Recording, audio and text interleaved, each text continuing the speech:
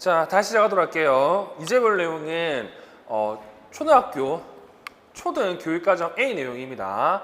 자, 이 1번 문제 같은 경우에는 많은 사람들이 조금 혼란해 하시는데 지금 1번의 문항 1번과 2번과 3번 내용 같은 경우에는 전부 다 어디에 해당하냐면 초과정 내용에 해당하는 내용입니다. 그래서 우리가 굳이 2번과 3번을 2번과 3번을 뭐 특수교육학으로 해석할 필요가 없고요. 특히 3번 같은 내용 같은 경우에는 이거를 의사소통으로 이제 많이 생각하시는 분들이 많은데 의사소통에서는 여기 나오는 것처럼 준언어적 표현을 씁니다. 이렇게 반언어적 표현을 쓰는 거는 초과정에서만 쓰는 표현이에요. 그래서 이 문제는 초등, 초과정 내용으로 접근하는 게 가장 좋은 내용입니다. 그래서 우리는 4번 문제를 좀 보도록 할게요. 자, 민기의 수업 참여 촉진을 위해 교사가 나의 리을에서 교수적 수정을 한 이유를 가와 관련지를 쓰라고 했죠. 자, 그럼 가 내용을 좀 보도록 할게요. 가 내용을 보면 민기는 수용 및 표현 언어 그리고 사회적 의사소통에 어려움이 있다고 합니다. 학습 무기력이 심하고 저조한 성취 경험 및 타인의 낮은 기대로 심리가 위축되어 있다고 얘기를 합니다. 자, 그러면 이런 상태에서 이 학습 무기력이 심하고 저조한 성취 경험 및 타인의 낮은 기대로 인해서 이렇게 위축된 심리를 갖고 있는데 이때 리을 활동 참여에 대한 태도와 노력을 점검표로 기록하고 칭찬한다. 이렇게 하면 왜 좋은지를 쓰면 이제 정답이 되겠죠. 즉 우리가 알고 있는 이 노력, 태도 등 다양한 관점에서 학생의 평가하는 내용은요. 우리가 알고 있는 대안적 평가 중에서 다면적 평가라고 얘기를 합니다. 그러면 여기 나오는 것처럼 이 교수적 합화, 다면적 평가한 이유를 쓰면 되는데 이 다면적 평가를 하면 좋은 게 뭐가 있냐면 학생의 성취뿐만 아니라 노력과 그리고 태도 같은 것들을 평가할 수 있어요. 즉, 얘 같은 경우에는 이렇게 학습 무기력이 심하고요. 그리고 성취 경험이 낮고 타인의 낮은 기대 때문에 심리적으로 어려움을 겪기 때문에 이 성취를 제외한 노력과 태도 등을 평가를 해버리면 당연히 학생에게 조금 더 성공 기회를 줄 수 있겠죠. 이렇게 한다고 하면 학생이 가지고 있는 학습의 무기력과 그리고 낮은 성취 그리고 타인이 본인에 대한 낮은 기대를 바꿀 수 있을 겁니다. 그런 의미에서 지금 4번 같은 경우에는 여러분들 좀 기억해 주실 내용입니다. 즉 수업 참여 촉진을 하기 위해서 지금 교사는 일반적인 평가가 아니라 다면적 평가를 한 거고 이 다면적 평가를 통해서 노력과 태도를 평가함으로써 학생의 이러한 문제점을 극복할 수 있다는 내용으로 답을 써주시면 되겠죠. 그래서 이 문제 같은 경우는 저는 엄청 잘 냈다고 생각합니다. 그래서 이런 형태로 지금 문제가 끊임없이 나와요. 그래서 이런 내용을 잘 적기 위해서는 내가 알고 있는 개념에 대한 정의 그리고 지금 문제에서 물어봤던 내용을 연결시켜서 어떻게 답을 쓰는지가 엄청 중요합니다. 자, 다음 2번 문제를 볼게요. 2번 문제는 교육과정 문제고요. 이 교육과정 문제 같은 경우는 어차피 이게 11년 내용이라서 중요하진 않지만 그나마 눈에 띄는 게 뭐가 있냐면 여기 나와 있는 교육청 수준 지원에서 딱 한 문제가 나와 있는 게 지금 16년도 초등에 나와 있는 내용입니다. 저 내용을 답을 찾아보시면 답에 들어갈 내용이 지역 자원 목록이라는 내용이 들어가는데 이거는 재밌게도 초과정에서는 이 교육청 수준이 아니라 다른 부분에서 이 지역 자원 목록이 언급되어 있거든요. 초등이라면 이 내용을 맞출 수도 있는 문제입니다. 그래서 제가 원하는 건 어차피 교육청 수준 지원 문제가 딱 한 문제가 나왔기 때문에 지금 얘기했던 지역 자원 목록이라는 용어 정도만 여러분들이 확인하고 제가 말한 게 교육과정을 공부한다고 하면 저는 이 부분을 자세히 안 볼 겁니다. 왜냐? 너무 많아요, 외울 게. 일단 지역 자원 목록이라는 게 처음이자 마지막으로 우리 시험에 언급됐다는 사실을 확인하시면 되겠죠. 자, 그리고 3번 문제를 보도록 할게요. 이 3번 문제도 처음으로 나온 문제죠. 자, 1번. 기획과 관련해서 비구조화된 면담과 반구조화된 면담의 차이점을 쓰라고 하는데 자, 기획이 이렇게 돼 있죠. 선생님, 그동안 은수의 의사소통 지도를 어떻게 해오셨는지 궁금해요. 은수처럼 비상징적 언어 단계에 있는 아이들의 경우 먼저 부모와 면담을 하거나 의사소통 샘플을 수집해서 아이가 어떻게 의사소통하는지 분석하는 것이 중요합니다. 그렇게 봤을 때 이 면담은 아까도 얘기했지만 간접이 될 거고, 그리고 의사소통 샘플 수집하기 위해서는 본인이 직접 학생을 봐야 되겠잖아요. 이거를 직접이라고도 볼 수도 있겠네요. 자, 일단 이 면담 같은 경우에는 포인트가 면대면으로 미리 구성한 질문을 토대로 학생의 성취라든지 태도 같은 또는 심리를 확인하는 것을 면접이라고 하는데, 이 면접은 종류가 엄청 많습니다. 그 중에 구조와 정도에 따른 면접의 분류가 지금 나오는 것처럼 비구조화된 면접, 그리고 반구조화된 면접, 그리고 구조화된 면접 세 가지가 나와 있죠. 얘네들은 특수교육 평가책을 본다고 하면 쟤네들과 관련된 키워드가 언급되는데, 그 키워드가 재량 공고와 융통성이라는 키워드죠. 자, 비구조화된 면접 같은 경우에는 재량공과 융통성이 많아서 일단 기본적인 틀만 가지고 이제 면접에 임하는 거고, 반구조화 같은 경우는 기본적으로 재량공과 융통성이 어느 정도 있기 때문에 면접의 순서 정도는 바꿀 수가 있잖아요. 그런 의미에서 이 재량권과 융통성이라는 표현을 좀 기억하시고, 추가적으로 기억해야 될 게 얘네들이 사용할 때 필요한 유용할 때가 있잖아. 이 유용할 시점을 여러분들이 좀 기억하시면 좋을 것 같습니다. 뭐 비구조화 같은 경우는 반구조화나 그리고 구조화된 면접 전에 사용하면 되는 거고, 반구조화 같은 경우는 심리적으로 또는 신체적으로 특정한 것을 측정할 때 사용하잖아요. 그러한 유용할 때 내용을 기억하시는 게 아무래도 좋지 않을 거라 생각이 들어요. 그리고 2번, 니은의 방법을 사용할 때 유의점을 써야 되는데, 이 니은이 의사소통 샘플이죠. 우리가 아는 의사소통 언어 샘플 같은 경우에는 중도중복장애 의사소통 평가 방법으로 3가지를 언급하는데, 그 중에 가장 먼저 할 수 있는 게 언어 의사소통 샘플입니다. 이 언어 의사소통 샘플 같은 경우는 우리가 알고 있는 그 자바라 분석과 비슷하다 생각하시면 되고요. 이걸 통해서 이걸 변형해서 쓸 수 있는 방법이 이제 뒤쪽에 나오는 의사소통 사전과 그리고 참여 목록이라고 기억하시면 되겠죠. 자, 일단 의사소통 언어 샘플 같은 경우에는 자바라 분석과 비슷하기 때문에 이때 사용할 때 뭐다? 학생이 이렇게 의사소통 언어를 할 수 있는 환경을 만들어줘야 되고요. 그리고 이 환경을 어떻게 해야 된다고? 네, 상황 맥락을 포함시켜서 평가에 사용해야 됩니다. 그래서 이 유의점 같은 경우가 지금 현재 시험 문제 나왔다는 것 정도 기억하시고, 따라서 이와 관련된 의사소통 사전과 그리고 격차 분석을 격차 분석 참여 목록을 기억하시면 되겠죠. 그리고 시험 문제는 다음 해에 또 뭐가 나온다? 의사소통 사전에 시험 문제 나옵니다. 자, 그리고 3번, 디귿이라고 판단한 근거를 그래프의 시각적 분석 측면에서 2가지 쓰라고 하는데, 자, 디귿이 뭐냐? 자, 이 그래프에 나타나는 결과를 보면 중재가 효과적이라고 할 수 있습니다. 이렇게 돼 있죠. 알다시피 지금 이 그래프 같은 경우는 A-B 설계이고요. 이 A-B 설계는 기능적 관계를 얘기할 수는 없지만 어떤 것까지는 얘기할 수 있다고? 상관관계 정도는 얘기할 수 있습니다. 자, 이 상관관계를 얘기하기 위해서는 우리가 알고 있는 시각적 분석 방법 5가지를 사용하면 되는데, 이 중에서 쓰기가 애매한 게 하나가 있죠. 뭐? 제가 보기에는 중첩 정도는 좀 애매하고요. 나머지는 얼추 다 쓸 수 있을 겁니다. 뭐 변화율 같은 경우도 뭐 얘기한다고 하면 할 수는 있지만 걔도 별로 의미가 별로 없고, 그래서 답에 보시면 제가 2가지를 써놨죠. 수준과 즉각성 정도를 써놨는데 추가적으로 경향성 정도도 얘기할 수 있을 것 같아요. 그래서 이 문제 같은 경우는 처음으로 시각적 분석과 관련된 내용이 언급됐다고 기억하시고, 관련 있는 시각적 분석 방법 5가지, 뭐 실험 상한 간 시각적 분석 5가지 내용을 기억하시면 됩니다. 뭐가 있죠? 수준, 그리고 직각성 정도, 중첩 정도, 경향성, 그리고 변화율, 이렇게 5가지가 있다는 것 정도는 기억하시면 좋을 것 같네요. 그리고 4번, 자, 중재를 통해서 리을과 같은 효과가 나타나는 것을 무엇이라고 하는지 쓰라고 하는데, 리을이 뭐냐면 리을이 이겁니다. 은수가 학급 친구들과도 눈맞춤을 한답니다.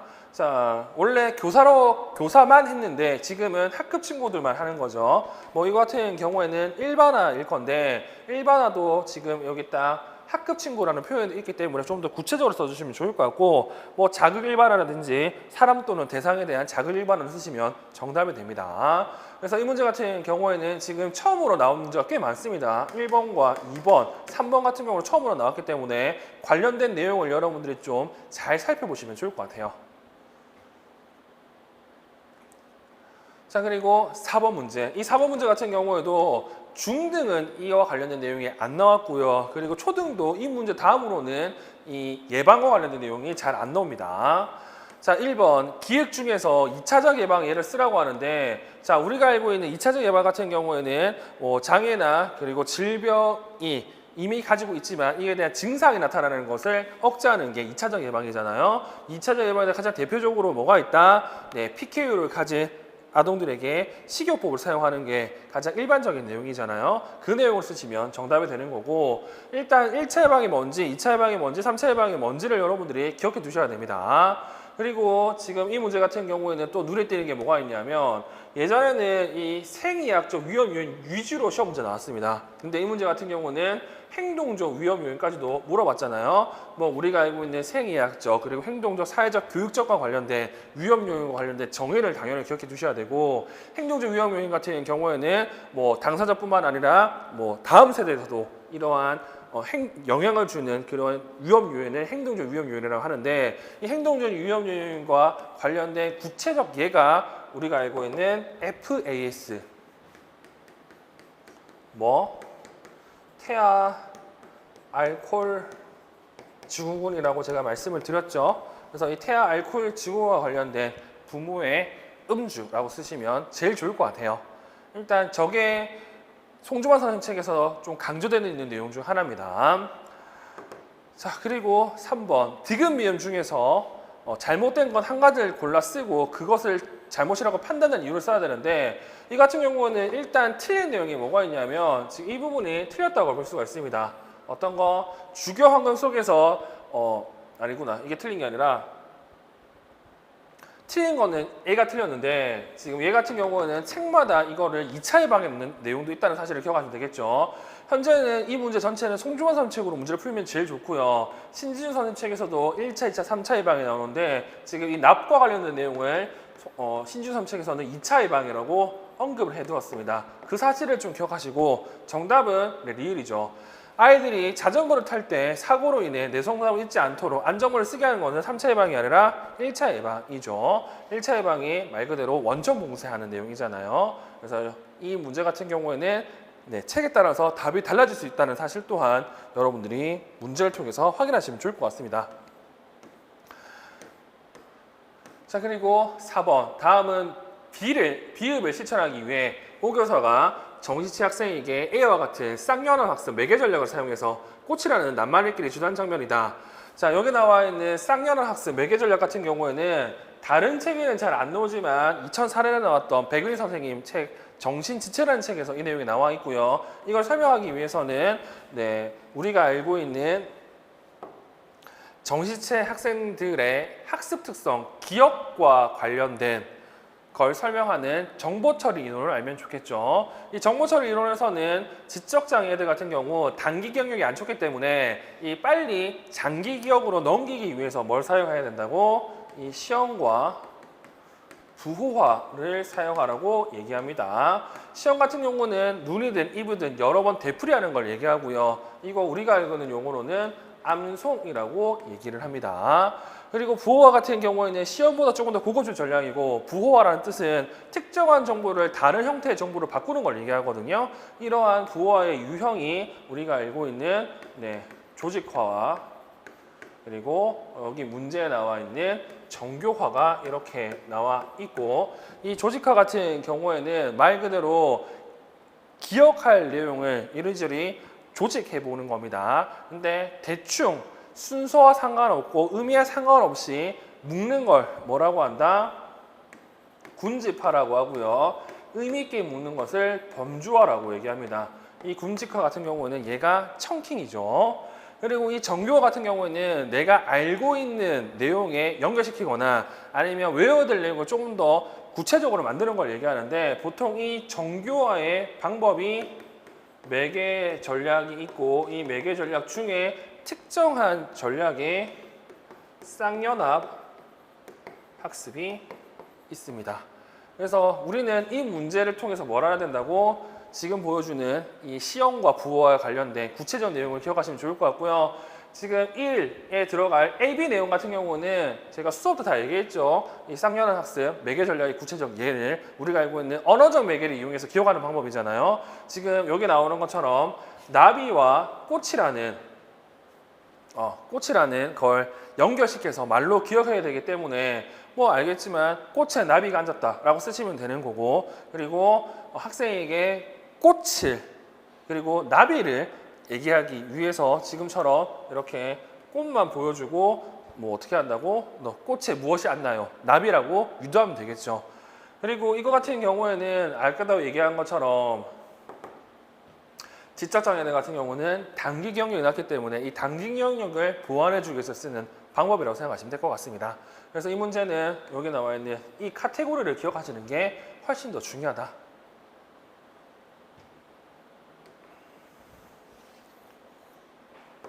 자, 5번 문제를 보도록 하겠습니다. 5번 문제는 이게 초과정 문제도 있고요. 그리고 학습장애와 관련된 내용이 꽤 많죠. 자, 일단 1번 문항 같은 경우는 초과정 문제로 넘어갈 거고 2번 문항을 좀 보도록 할게요. 자, 준서는 나의 기읍과 다의 니은과 같은 오류를 지속적으로 보인다. 각각에 나타난 오류가 무엇인지 가에 제시된 준서의 특성을 쓰라고 나와 있죠. 이 문제 같은 경우에는 제가 수업 때는 그렇게 얘기했습니다. 제가 수학과 관련된 오류 분석을 할 때 우리가 알고 있는 오류 분석과 관련된 특수화 상담에 나와 있는 김동현 선생님이 대표저자로 있는 책에 나와 있는 오류 유형을 언급해 드렸지만 시험 문제는 오류 유형 명칭 쓰는 거 거의 안 된다고 말씀드렸죠. 그래서 여기 나오는 것처럼 이렇게 본인이 살펴본 오류를 서술하시면 됩니다. 서술을 할 때에도 특성을 고려해서 서술을 해야 되기 때문에 이러한 용어들이 조금씩 언급이 돼야 돼요. 아니면 곤란합니다. 일단 이 문제도 지금 여기 조건에 어떤 조건이 있다? 가에 제시된 준수의 특성을 고려해야 하기 때문에 이 가 조건을 만족해 주시는 게 중요하고요. 일단 기본적으로 어떤 내용들이 들어가야 되냐면 기획 같은 경우는 분과 시간 단위를 환산하지 못한다는 내용으로, 그리고 니은 같은 경우는 받아내린 거 관련된 절차의 오류라고 답을 쓰시면 되는데 그 절차를 쓸 때에도 이 특성을 고려해서 쓰시면 됩니다. 그래서 명칭보다는 여러분들이 문제에 나와 있는 상황을 이해하고 해석해서 쓰는 게 제일 좋다는 거. 그리고 3번 같은 경우에도 이거 김혜연 선생님 책에 보시면 두 자리 이상의 덧셈, 뺄셈, 곱셈, 나눗셈과 관련된 내용을 얘기할 때 이 시각적 초침 방법을 제가 말씀을 드렸잖아요. 이 시각적 초침 방법 같은 경우는 알다시피 칸을 만들거나 색깔을 다르게 하거나 아니면 가림 카드 등을 이용하는 내용들이 언급되어 있습니다. 그래서 이거 같은 경우에는 다른 색깔로 만들어진 칸을 만들어주거나 아니면 네모 칸들을 제시해가지고요. 학생이 확실하게 지금 받아내림을 할 때 절차를 알 수 있도록 만들어주면 되는 겁니다. 그래서 이 문제 같은 경우는 수능형 문제라고 생각하시고 관련된 내용 같은 경우는 답을 확인하시면 됩니다. 그렇게 어렵지 않은 내용 중에 하나예요. 자, 그리고 6번 문제. 자, 이 6번 문제 같은 경우에는 특히 1번 문제는 좀 말이 많았던 문제 중에 하나입니다. 자, 다음은 교사가 활동 1에서 학생이 촉진 없이 스스로 같은 얼굴 표정 상징 카드끼리 짝질 수 있도록 가르치기 위해 사용하는 전략의 예이다. 여기 보시면 촉진 없이라는 표현이 있잖아요. 촉진 없이와 관련된 게 우리가 아는 용환법이죠. 자, 1. 이 전략이 무엇인지 쓰고 이 전략을 사용할 때 이 기대했으면 효과를 쓰라고 하는데 우리가 있는 용환법 내용에서 해당 내용을 살펴보시면 되는데 여기 눈에 띄는 내용이 뭐가 있냐면 이런 내용이 있습니다. 3초간, 7초간 이런 내용들이 있죠.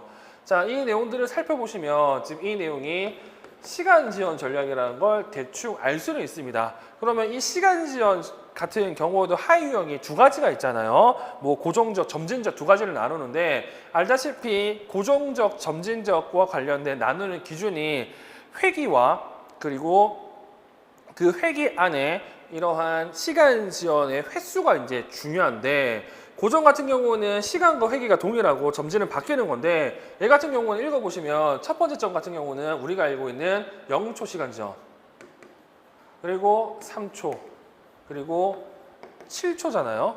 그러면 지금 형태가 3, 4 이렇게 되어 있잖아. 근데 이걸 가지고 이거를 점진을 얘기하기는 좀 그래요. 왜 그러냐? 자, 우리가 알고 있는 점진 같은 경우에는 어떤 게 포인트가 되냐면 학생의 반응에 따라서 이거를 늘릴 수 있고 줄일 수 있는 게 포인트거든요. 근데 여기서는 그런 내용이 하나도 없어요. 단지 정해진 수행 기준을 달성하면 다음으로 넘어간다. 그 다음이 이제 더 중요하거든요. 예를 들어서 여기서 뭐 6으로 한다든지 아니면 이거 못해가지고 2로 한다든지 이런 게 나오면 명확하게 점진으로 봐도 되는데 그게 아니에요. 그리고 고정으로 보려고 하더라도 고정이 될 거라면 여기 7초보다는 6초가 나와야 되잖아. 그렇게 봤을 때 애 같은 경우에는 그냥 일반적으로 시간 지원과 관련된 내용을 쓰는 게 좀 더 좋을 것 같고, 그리고 이 시간 지원과 관련된 내용도 살펴보시면 아시겠지만 딱 우리가 보는 책들을 찾아보시면 시간 지원과 관련해서 하위 유형 중 장점이 나와 있는, 효과가 나와 있는 거는 고정적 시간 지원밖에 없어요. 근데 이 내용도 신진서 책에 나와 있는 내용이고, 신수책 내용을 살펴보시면 고정적 시간 지원에 관련된 장점을 내용을 읽어보면 일반적인 시간 지원의 장점과 별 차이가 없기 때문에 우리 정답에는 신진서 책에 나와 있는 고정적 시간 지원의 장점이 나와 있습니다. 그러니까 문제 구조로 본다고 하면 내용은 시간 지원이고 답은 고정적 시간 지원과 관련이 있기 때문에 이 문제가 많았어요. 그래서 이 문제 같은 경우는 정답을 용암법까지도 채점을 해줬다고 합니다. 제가 판단할 때 의도는 시간 지원이 의도예요. 그래서 우리가 알고 있는 고정적 혹은 시간 지원법의 장점으로 기대 효과를 써주시면 될 것 같고, 답에는 뭐 지도의 첫 단계부터 학생의 반응을 이끌어낼 수 있다라고 되어 있죠. 그래서 얘 같은 경우에는 우리가 알고 있는 최대, 최소, 최대 촉진 같은 경우 형태에 포인트를 둔다고 하면 얘는 시간에 포인트를 두거든요. 그래서 형태를 바꾸지 않고도 시간만 조절해서 우리가 알고 있는 촉진을 없앨 수 있다는 것이 특징이라는 것 정도 기억하시면 되겠죠. 자, 2번 교사가 활동위에서 자폐성 장애와 관련 의사소통 장애 아동의 중재와 교육 티치죠. 이 티치 같은 경우는 여기 보는 것처럼 구성 요소가 4가지가 나오는데 그 중에서 늘 물어보는 게 이 작업 체계입니다. 말 그대로 작업을 어떤 식으로 구성하느냐와 관련이 있어요. 그러니까 일반적으로 우리가 알고 있는 컨베이어 시스템을 어떻게 만드느냐와 관련있다고 생각하시면 되겠죠. 누구는 뭘 하고 어떻게 하는지와 관련해서. 제 같은 경우에는 기획을 활용하기 때문에 기획이 바구니 2개가 학습지 4장이잖아. 우리가 알고 있는 작업 체계 같은 경우는 무슨 일을 해야 될지, 얼마나 남았는지, 그리고 뭘 하는지를 눈으로 볼 수 있어야 되잖아요. 그래서 보통은 어떻게 하냐면 왼쪽에 해야 할 일, 오른쪽에 한 일을 놔두는 거죠. 그런 식으로 해서 이 학습지를 뭘 했는지, 얼마나 했는지를 확인할 수 있도록 만들어주면 될 것 같습니다. 자, 그리고 3번 문제도 처음으로 나온 문제죠. 그래서 이 같은 경우는 처음으로 나온 문제가 많아서 초등도 많이 어렵다 느껴졌고요. 중등도 써야 될 게 많아서 어렵게 많이 느껴졌습니다. 자, 교사는 디귿을 위해, 자, 디귿이 학생이 학습활동 순서에 따라 학습지를 완성할 수 있도록 시각적 단서를 제공하였다. 자, 흑백선언을 활용했는데 학생이 잘 못 따라왔다고 해요. 그래서 할 수 있는 게 뭐다? 다른 시각적 단서를 제공하곤 한다고 합니다. 이때 교사가 제공할 수 있는 시각적 단서 예를 도상석 수준의 고려해서 쓰라고 하죠. 자, 우리가 알고 있는 도상석에 나오는 건 여러 가지가 있지만 일단 이 문제와 관련된 건 상징과 관련된 내용으로 생각하시면 되고, 상징 같은 경우에는 이 도상석이 늘 나오죠. 뭐 특정한 내용을 보고 떠올릴 수 있는 정도를 도상성이라고 하는데, 이 도상성 같은 경우에는 이렇게 수준이 있습니다. 지금 학생이 흑백선언을 보고 이거를 잘 못했기 때문에 이거보다 투명한 거, 이거보다 더 명확하게 나타난 도상성과 관련된 개념을 쓰면 되고요. 흑백이기 때문에 보통 컬러라고 많이 얘기하고, 컬러가 아니라고 하더라도 뭐 실물, 뭐 모형 이런 식으로 쓰면 정답이 되겠죠. 그래서 3번 문제 알아야 될 건 도상성 수준과 관련된 내용도 여러분들이 이제는 알아야 된다는 거. 그리고 4번 같은 경우는 교육과정이기 때문에 답을 확인하시면 될 것 같고요. 다음 7번과 그리고 다음 8번 같은 경우에는 초과정 내용이기 때문에 넘어가도록 하겠습니다. 그러면 우리는 바로 교육과정 B 내용을 좀 보도록 할 텐데, 이 교육과정 B 내용을 딱 보니까 처음부터 당황스러운 내용들이 나오죠. 왜냐? 지금 이 문제 같은 경우에는 잘 안 물어봤던 내용을 많이 물어봤거든요. 자, 1. 기획이 적절하지 않는 이유를 사회적 통합 측면에서 한 가지 쓰라고 하죠. 자, 이때부터 우리는 뭘 봐야 된다? 통합교육의 수준과 관련된 내용을 봤어야 됩니다. 이 통합교육의 수준과 관련해서는 지금은 3가지 정도만 알고 있으면 돼요. 뭐 물리적 통합, 그리고 사회적 통합, 그리고 교수적 통합. 됐죠? 그 중에서 사회적 통합과 관련된 내용이 나오는데 이 내용 같은 경우는 이렇게 나와 있죠. 세의 자리를 교탁 옆에 별도로 배치함. 뭐 얘가 주의가 산만해가지고 교사가 좀 더 학생을 컨트롤하기 위해서 교탁 옆에 배치하는 거는 좋을 수도 있으나 이게 사회적 통합 수준에서는 나쁜 내용이죠. 왜 나쁘냐? 다른 학생들과의 빈도 그리고 접촉의 강도 같은 경우를 떨어뜨릴 수 있기 때문에 이게 사회적 통합 수준에서는 나쁜 선택이 됩니다. 그래서 우리가 알아야 될 거는 이 사회적 통합과 관련된 친구들을 아셔야 된다는 거. 누가 있다? 물리적 통합. 또 누가 있다? 교수적 통합이 있다는 사실을 기억하시면 됩니다. 자, 그리고 1. 니은의 목적과 디귿에 해당하는 것을 각각 쓰라고 하는데, 자, 이 내용 같은 경우에는 가족 지원과 관련된 내용이 근 10년 동안 안 나왔다가 이때 처음으로 이렇게 나온 거거든요. 그래서 이 가족 지원 내용도 제가 초등 같은 경우는 공부를 하면 좀 보라는 이유가 이것 때문에 그래요. 이렇게 뜬금없이 나옵니다. 자, 니은 가족의 강점을 활용한다. 자, 우리가 알고 있는 가족 중심 접근 같은 경우에는 이 가족의 강점을 활용합니다. 왜 가족의 강점을 활용하냐면 누누이 말씀드렸지만 이 가족의 기능을 향상하기 위해서.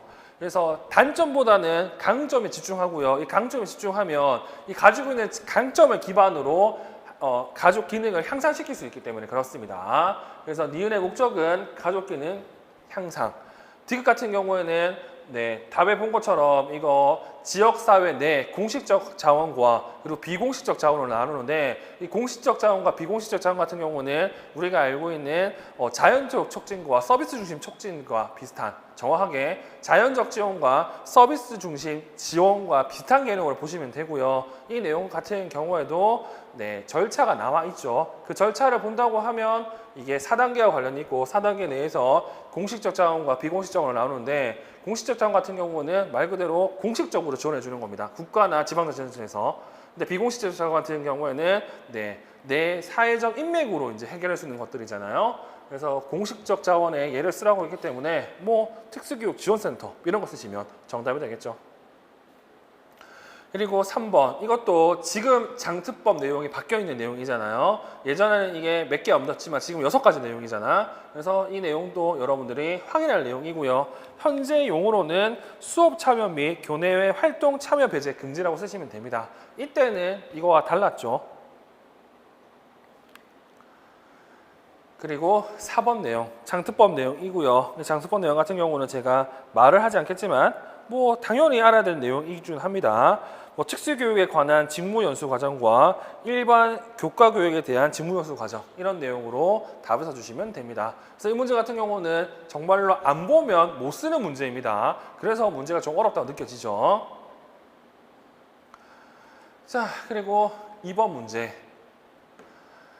자, 2번 문제 문항 1번에 가의 기획과 니은에 해당하는 내용을 각각 쓰라고 하는데 자, 이 문제 같은 경우는 제가 누가 낸지 알고 있거든요. 근데 이 문제는 시의성이 좀 떨어집니다. 왜냐하면 16년인데 우리가 알고 있는 DSM-5 2013년에 나왔습니다. 한참 뒤에 물어본 거예요. 그리고 이 내용 같은 경우도 특정책, 딱 이성모 선생에만 언급되는 내용 중에 하나입니다. 그래서 실제 DSM-5와 관련된 내용을 찾아보시면 저거 말고도 더 많은 내용들이 들어가 있습니다. 근데 이성모 선생 책에서는 기획과 니은을 통해서 품행장애와 적대된 반응장애를 구분하고 있고요. 뭐 타인에 대한 권리침해, 심각한 규칙 위반이 적대된 반응장애와 품행장애를 구분하는 기준입니다. 그래서 이 문제 다음으로 지금 품행장애와 적대된 반응장애를 구분하는 게 이 기획과 니은이라는 것 정도는 여러분들이 꼭 기억하시면 좋을 것 같아요.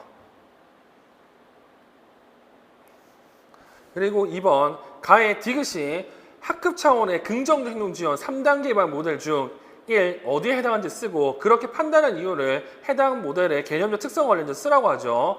자, 디귿이 뭐냐? 학급 규칙입니다. 학급 규칙 같은 경우에는 뭐 기대 행동을 얘기하고 이 같은 경우는 모든 학생들이 적용받는 보편적 중재이기 때문에 이거를 뭐라고 한다? 네, 1차 예방이라고 많이 예배합니다.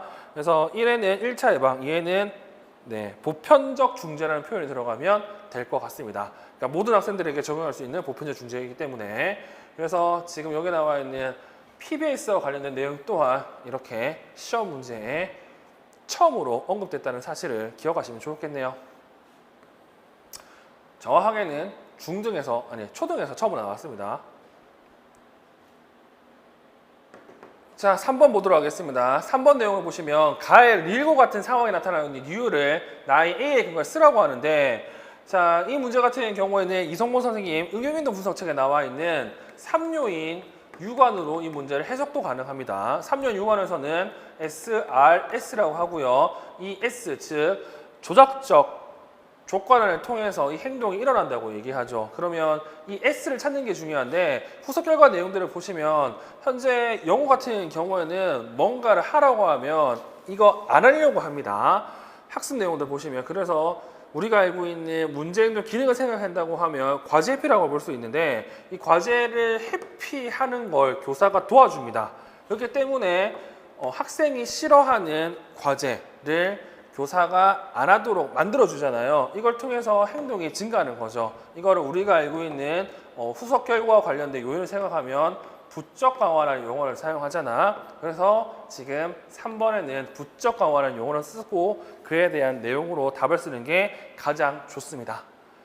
그래서 이 3요의 유관으로 문제를 해석하는 후속 결과가 중요하다는 내용을 여러분들이 기억하시면 좋겠네요. 자, 그리고 4번.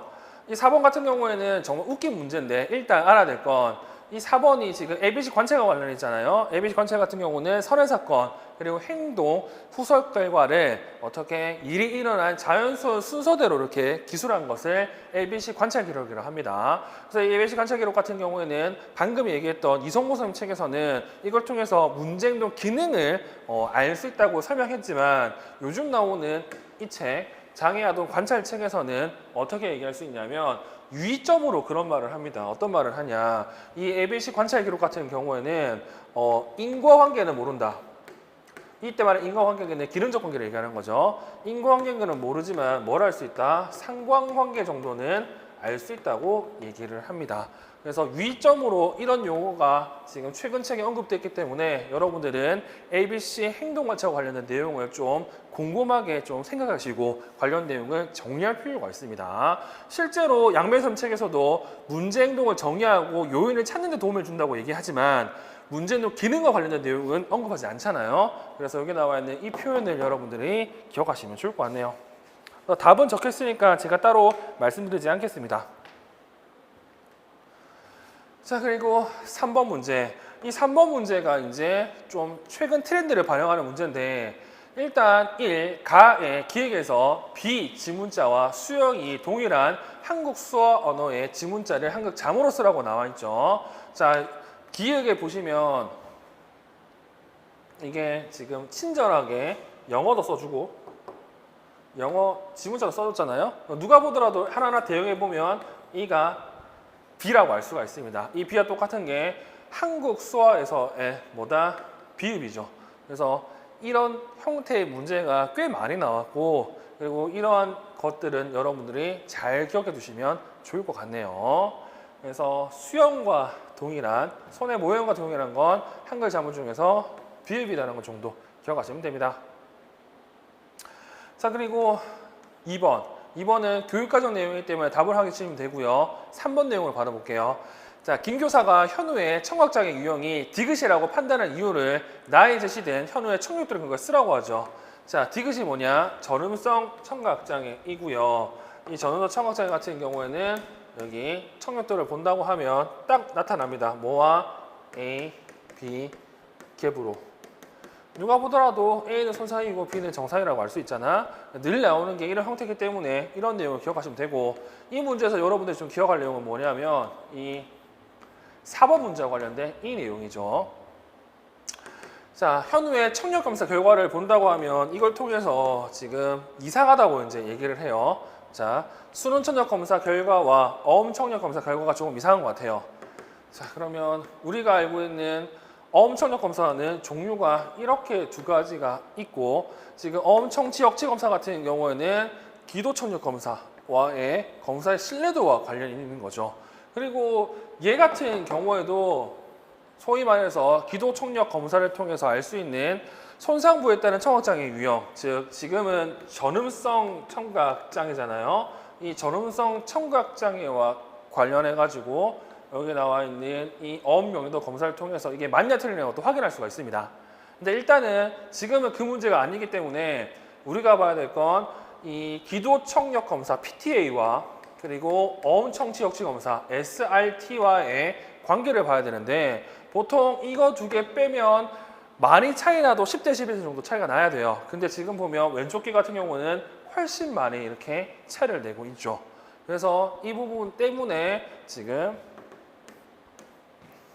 이상하다고 얘기를 하고, 그리고 실제로 만약 이렇게 된다고 하면 어떻게 된다고? 네, 오른쪽 귀 검사 다시 해야 됩니다. 뭘요? 수능청력 검사를요. 그리고 조금 더 얘기할 게 뭐냐면, 옛날 책에서는 이 PTA를 구하는 법이 세 가지 정도가 나오잖아. 3분법, 그리고 4분법, 6분법이. 근데 옛날 책에서는 3분법으로 이 SRT와 비교한다는 내용이 있었어요. 근데 요즘 책에서는 그 내용이 없습니다.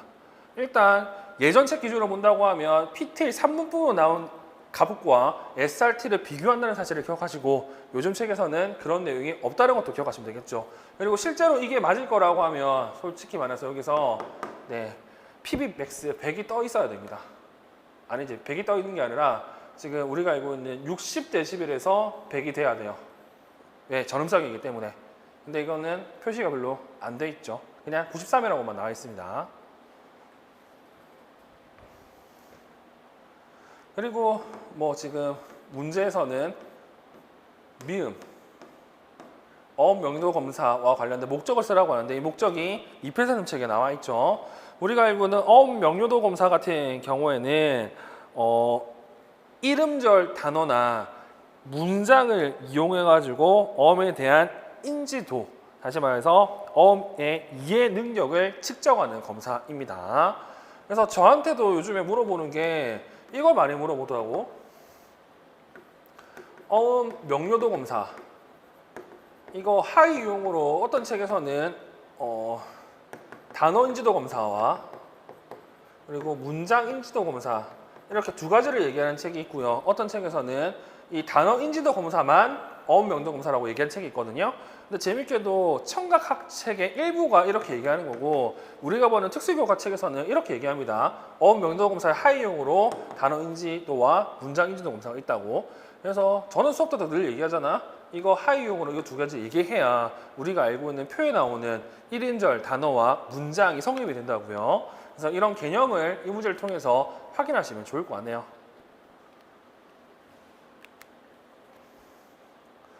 자, 그리고 4번 문제입니다. 이 문제는 네, 문제를 내려고 정말 작자라고 냈습니다. 이렇게까지 뭐라 해야 될까? 지문을 자세히 할 필요는 없거든요. 자, 1. 가의 기획에 들어갈 학생 활동 예시안을 쓰라고 하는데, 이거는 초과정 문제이기 때문에 답을 확인하시면 되고, 변인 통제와 관련된 내용을 답을 쓰시면 됩니다.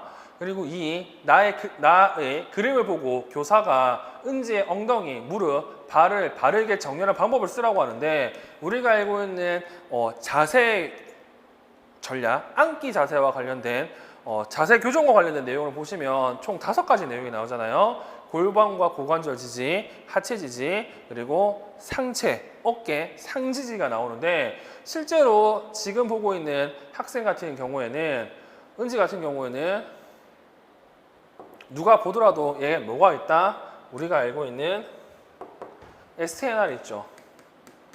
STNR 있죠. 그러면 원래 원칙상 STNR 있으면 어떻게 된다고? 이 고개를 안 움직이 주려고 먼저 해야 돼요. 즉 비정상적인 반사가 안 일어나게 만들어줘야 되거든요. 근데 얘 같은 경우는 고개를 가눌 수 있다 이런 내용들이 없기 때문에, 기본적으로는 그러면 고개가 앞뒤로 안 움직이게 어떻게 해야 된다고? 저기 휠체어 등받이를 높인 상태에서 이거를 고정을 해줘야 되는데, 지금 문제에서는 이것만 물어봤습니다. 그래서 이거는 일반적 내용으로 쓰시면 되겠죠. 뭐 골반과 고관절 같은 경우에는 벨트 채우면 되고, 무릎 같은 경우에는 뭐 내전대, 외전대를 이용해서 90도로 만들어주면 되는 거고, 그리고 발 같은 경우에는 지금 얘도 발판에 지금 발이 안 위치하기 때문에 이것도 뭐 벨크로라든지 스크래프트를 이용해가지고 90도로 만들어주면 되는 거고요. 그래서 이 문제는 이거 적는 것보다 뭘 해야 되냐면 이렇게 비정상적인 반사가 있을 때 이거를 먼저 중지한다는 해당 내용을 기억하시는 게 좋을 것 같습니다. 그리고 3번 다의 니은에서 교사가 음성 출력 의사소통 기기와 스위치를 적절하게 배치하는 방법을 나의 인지 특성을 고려 쓰라고 하는데, 뭐 이거 같은 경우는 늘 나오잖아요. ATNR 그리고 STNR 비교하는 박현주 선생님의 보완대체 의사소통 책에 나와 있는데 그 내용을 보시면 되는데, ATNR, ST 같은 경우는 둘 다 어떻게 해야 된다고? 정준선에 배치하면 됩니다. 왜? 얘네들 같은 경우에는 좌우로 나눠주면 되니까. 근데 STNR 같은 경우는 책에 좀 구체적으로 나와 있죠. 디스플레이 같은 경우에는 어떻게 해야 된다? 디스플레이는 눈높이에 둬라. 그리고 스위치 같은 경우는 어떻게 한다? 수직선에 둬라. 이렇게 나와 있습니다. 수평이 아니라 수직선에 둬라. 그래서 이런 용어들을 이 문제에 써줘야 되고요. 여기서 중요한 건 지금 얘 같은 경우에는 이렇게 오른손으로 사용한다는 내용이 나오잖아. 이 내용을 여기 좀 전복해 주셔야 됩니다. 수직선을 배치하는데 오른쪽에 배치해 줘야 돼요. 그거 안 쓰면 틀립니다. 그리고 4번 다의 디귿에서 김 교사가 은지의 음성 출력 의사소통 기기 사용을 촉진하기 위해 메시지 확인하기 전략을 사용하였다. 디귿에 들어갈 교사의 말을 쓰라고 하죠. 이 메시지 확인하기 같은 경우에도 처음 나왔고 이것 때문에 다음에 또 나옵니다. 일단 메시지 확인하기 같은 경우에는 우리 교재와 그리고 박은혜 선생님 지체장의 책에 언급되어 있는 내용인데요. 이거는 보통 ASC 촉진 전략으로 얘기합니다. 예전 박은혜 선생 같은 경우에는 ASC 촉진 전략이 총 4가지가 나와 있었죠. 첫 번째, 환경의 구조화. 두 번째, 메시지 확인하기. 그리고 세 번째, 기다리기. 네 번째, 모델링. 근데 요즘 책 같은 경우는 2가지가 더 나오죠. 그게 시작과 끝을 알리는 명확한 신호 확립하기, 지적하기 촉진. 이렇게 총 6가지가 나오거든요. 일단 시험 문제 같은 경우는 메시지 확인하기 나왔고, 그 다음에는 기다리기와 모델링이 나옵니다. 그래서 눈에 띄는 내용이 최근에 개정된 시작과 끝을 알리는 명확한 신호 확립하기와 지적하기 촉진이 있다는 사실을 여러분들이 꼭 알고 있으면 좋을 것 같아요. 그래서 얘네들도 눈에 띄는 내용이라는 것 정도는 잘 기억해 두십시오. 그래서 답은 뭐 특별히 제가 얘기하지 않겠죠. 뭐 답을 보시면 은지야 정말 잘했어요. 양단을 따뜻하게 이렇게 쓰시면 되고요. 이 내용 같은 경우에는 메시지 확인하기가 어떻게 한다고? 긍정적으로 반응하고, 그리고 이와 관련해서 정확한 표현 방법 알려주는 게 메시지 확인하기 전략이기 때문에 이런 식으로 쓸 수 있다는 사실을 기억하시면 됩니다. 자, 그리고 5번 문제. 자, 5번 문제 같은 경우는 시각장애 문제고 1번은 공통교육과정과 관련된 내용이기 때문에 제가 넘어갈 거고요. 뭐 2번 같은 경우에도 지금 점자 문제이기 때문에 제가 설명할 건 없습니다. 이거 6학년 학생 이해성이라 쓰시면 되겠죠. 늘 나오는 거니까. 그리고 좀 눈여겨봐야 될 게 3번입니다. 자, 가에서 제시된 영수의 특성을 고려할 때 나의 리을이 필요한 이유를 망막의 시세포, 광소염체와 비교해 쓰라고 하죠. 자, 지금 이 문제 같은 경우는 제가 누누이 말씀드리겠지만 여기 안질환 살펴보시면 망막세서 변성과 시신경 위축이 나옵니다. 이 시신경 위축 같은 경우는 늘 알다시피 이것 자체로 문제를 푸는 문제는 한 문제도 안 나왔습니다. 그리고 망막세서 변성 같은 경우에는 늘 알아야 될 게 초기, 중기, 그리고 후기를 알아야 되고, 초기, 중기 같은 경우는 특징이 터널 시야가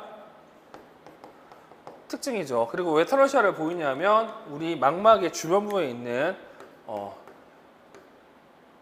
간체가 손상 때문에 이렇게 끓여 있고요. 후기 같은 경우에는 간체로부터 또 어떻게 된다고?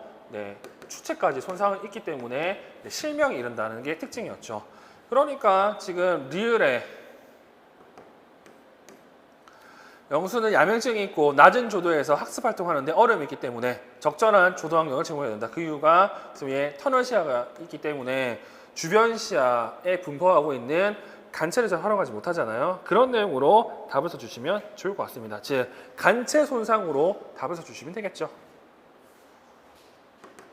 그리고 4번. 이 4번은 제가 볼 때에는 다음번에는 뭐가 나올 거냐면 이 구체적인 내용들이 아마 시험 문제 나올 가능성이 아주 높습니다. 자, 4. 나의 수업에서 교사는 시각장애라는 특성을 반영한 다음과 같은 교육과정을 고려해서 지도하고자 한다. 가로에 들어갈 말을 쓰라고 하죠. 이것도 새롭게 나온 개념이에요. 그러니까 16년 초등 같은 경우는 정말로 새롭게 나온 개념들만 시험 문제 나왔습니다.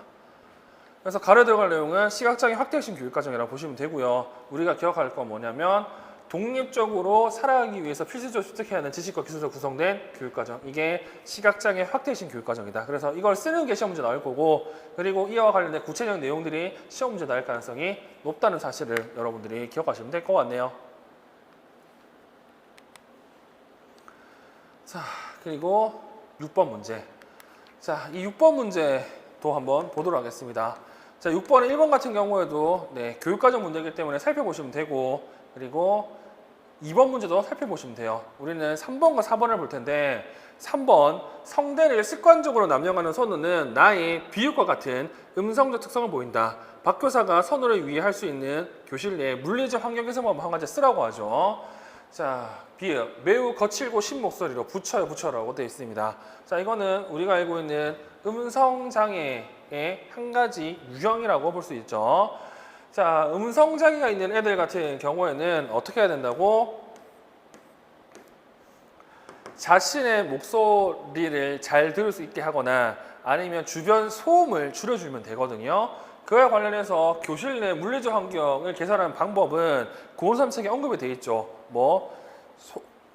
교실 내 소음을 줄여준다라고 하면서 우리가 알고 있는 구체적 예들어놓으면 카페트를 깔아준다거나 아니면 방음제를 설치한 거거나 이런 내용으로 답을 써주시면 될 것 같습니다. 그래서 고3 책 같은 경우는 이렇게 박스로 나와 있는 부분이 시험 문제 많이 나오거든요. 그런 내용들을 위주로 보시면 좋습니다. 그리고 4. 나의 시옷에 들어갈 교사의 말을 다음 조건에 맞춰 쓰라고 하는데, 여기 보면 평형적 발화기법이 나왔잖아요. 알다시피 고은 선생님 3반 같은 경우에는 이 언어 자극 전략 부분이 좀 상당히 많이 바뀌어 있죠. 우리가 알고 있는 교사의 언어 자극 전략, 그리고 발화국 언어 자극 전략, 그리고 기타 언어 자극 전략 같은 경우가 지금 카테고리가 좀 많이 바뀌어 있습니다. 그래서 그 바뀐 카테고리를 여러분들이 좀 알았으면 합니다. 자, 일단 이것도 제가 더 이상 할 말은 없는 내용이고요. 눈에 띄는 내용이 뭐냐면 평형적 발화 기법이죠. 이 평형적 발화 기법과 비교되는 게 혼잣말 기법. 얘네들 특징이 뭐가 있냐면 누가 얘기하는 게 중요하죠. 혼잣말 기법 같은 경우는 본인이 해야 할 말을 본인이 하는 거고요. 평형적 발화 기법 같은 경우에는 다른 사람이 해주는 건데, 보통 이때 말하는 사람이 교사이기 때문에 혼잣말 기법은 교사가 교사 입장에서 얘기하는 거고요. 평형적 발화 기법 같은 경우는 교사가 학생 입장에서 얘기하는 거죠. 그래서 이것도 현재 바뀐 내용이 눈에 띄는 내용이 많기 때문에 알다시피 이 교정적 피드백 부분을 여러분들이 유심히 볼 필요가 있습니다. 그리고 7번과 8번은 초과정 문제이기 때문에 조금 쉬었다 하도록 할게요.